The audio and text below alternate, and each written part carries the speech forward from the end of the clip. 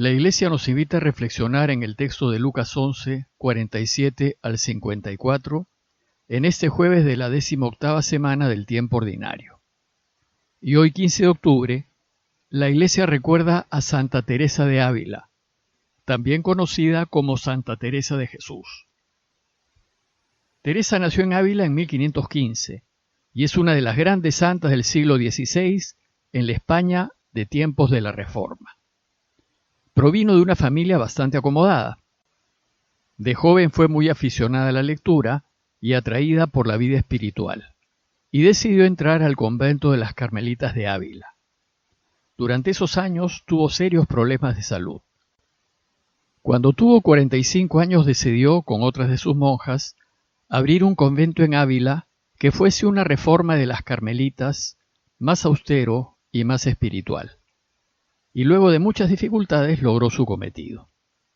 De inteligencia brillante, profunda vida de oración y mucho sentido común, fue una mujer admirable.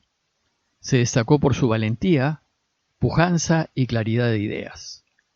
Sus experiencias místicas y sus escritos han sido de gran influencia en la vida espiritual de la Iglesia. Murió en 1582 a los 67 años de edad, y en 1970 Pablo VI la declaró doctora de la Iglesia.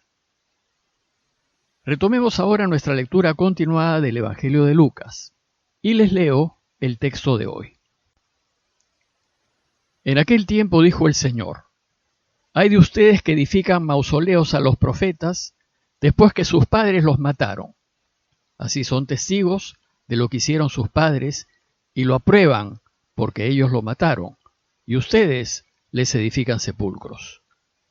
Por algo dijo la sabiduría de Dios: les enviaré profetas y apóstoles, a algunos los perseguirán y matarán. Y así a esta generación se le pedirá cuentas de la sangre de los profetas derramada desde la creación del mundo, desde la sangre de Abel hasta la de Zacarías, que pereció entre el altar y el santuario. Sí, se lo repito, se les pedirá cuenta a esta generación. Hay de ustedes juristas que se han quedado con las llaves del saber, y ustedes que no han entrado y han cerrado el paso a los que intentaban entrar». Al salir de allí, los letrados y fariseos empezaron a acosarlo y a tirarle de la lengua con muchas preguntas capciosas para cogerlo con sus propias palabras. Vimos hace un par de días que Jesús fue invitado a comer a casa de un fariseo. Y a propósito de una crítica del fariseo, el Evangelio empezó una enseñanza acerca de lo que importa y de lo que no importa, de lo que es principal y de lo que es accesorio. Y critica que queremos destacar y ser admirados y aplaudidos haciendo lo que aparece a la vista y lo que nos hace quedar bien, en lugar de hacer lo que Dios quiere, aunque ello signifique que no seamos considerados ni tenidos en cuenta. Jesús nos va a enseñar, por medio de 6 ayes o denuncias al modo de proceder de los fariseos y escribas, aquello que nos debe importar, aquello en lo que nos debemos fijar. El día de ayer comentamos los primeros 4 ayes. Los 3 primeros fueron contra los fariseos, pero ante el reclamo de un jurista, Jesús pasó a denunciar la falsedad de estos últimos. Los juristas, como dijimos ayer, eran como los abogados de tiempos de Jesús. Su trabajo era conocer el cuerpo jurídico que regía al pueblo de Israel, es decir, la ley de Moisés, e interpretarla para que el pueblo supiese cómo proceder. Conocer la ley suponía estudiar y conocer muy bien el Pentateuco, es decir, los 5 primeros libros de la Biblia y lo que dicen los profetas.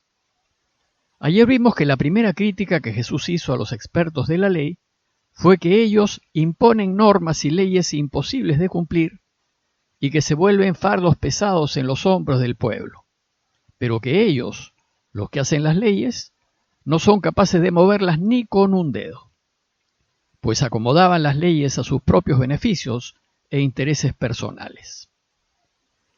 La segunda crítica que Jesús hace a los juristas o maestros de la ley es la siguiente: hay de ustedes que edifican mausoleos a los profetas después de que sus padres los mataron.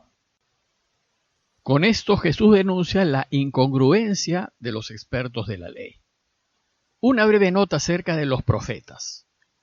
Los profetas de Israel no eran adivinos. Ellos no veían el futuro. Y no lo podían hacer porque el futuro no existe. El futuro lo vamos construyendo nosotros en cada decisión que tomamos. Cada uno de nosotros, con nuestras decisiones, construimos nuestros futuros de felicidad o de desgracia. Y podemos hacerlo porque tenemos libertad de decisión.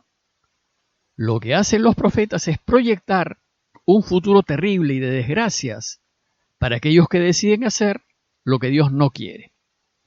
Los profetas dicen algo así como: si sigues por este camino, te irá mal. Ellos son los que hablan y denuncian el mal, especialmente el de las autoridades, porque cuando se actúa mal, todos nos vemos afectados. En la historia, los profetas de Israel han sido aquellos que, en nombre de Dios, no han tenido pelos en la lengua para llamar al pan pan y al vino vino. Es decir, para decir las cosas por su nombre, alabando lo que está bien y denunciando lo que está mal, aunque los denunciados sean reyes y autoridades. Pues estos reyes y autoridades que estaban actuando mal, para no sentirse criticados, prefirieron perseguir y matar a los profetas a fin de silenciarlos, que como vimos fue el caso de Juan el Bautista. Sucede que al morir un profeta de manos de las autoridades, el pueblo reconoce su valentía y santidad y lo considera mucho más que a sus reyes y autoridades. Bueno, pues la crítica que Jesús les hace a los juristas es que ellos edifican mausoleos a quienes sus padres mataron para silenciar. Un mausoleo se edifica para honrar la memoria de un fallecido. Y Jesús les dice que ellos honran a quienes sus propios padres despreciaron. Y los honran para quedar bien con el pueblo. Jesús aclara su crítica y les dice: ustedes son testigos de los que hicieron sus padres y lo aprueban.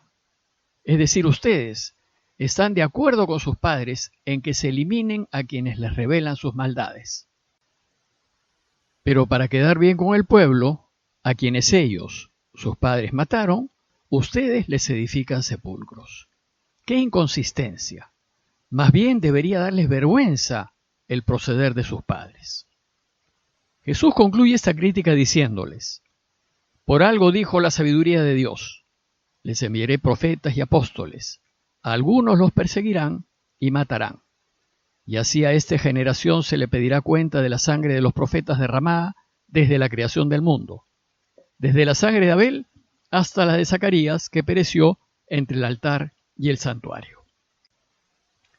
Esta conclusión hace referencia a lo que harán con él más adelante, cómo lo acusarán falsamente y lo matarán para silenciarlo. Y esto es lo que también harán con su iglesia: la perseguirán para silenciarla. Pero como no podrán lograrlo, para quedar bien ante la gente, la alabarán. Pero dice Jesús, se lo repito, se le pedirá cuenta a esta generación.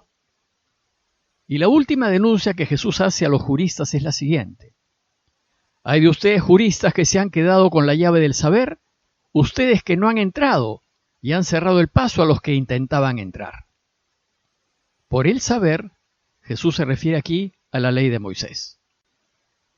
La ley de Moisés es ese conjunto de normas y prescripciones que tiene como objetivo llevar el pueblo hacia Dios.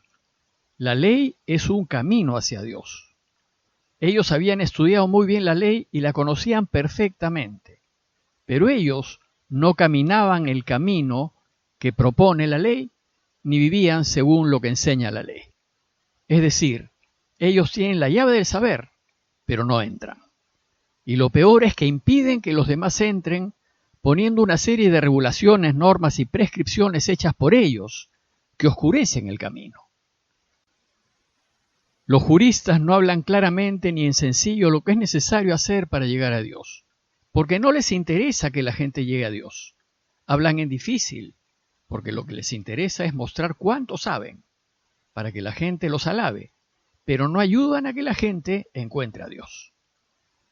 Como ven, Lucas ha resumido en este relato una serie de críticas que Jesús hizo a los fariseos y juristas, y que el pueblo también criticaba, pero no se atrevía a denunciar. A manera de conclusión, les comento la última línea del relato de hoy que muestra la reacción de aquellos a quienes Jesús denunció.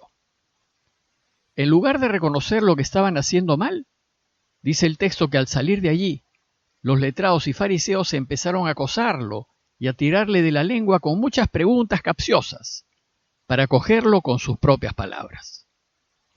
Así como sus padres que mataron a los profetas, ellos no soportan las críticas a su mal proceder. Y a medida que Jesús se acerca a Jerusalén, la oposición que sufre irá creciendo hasta que buscarán silenciarlo con la crucifixión.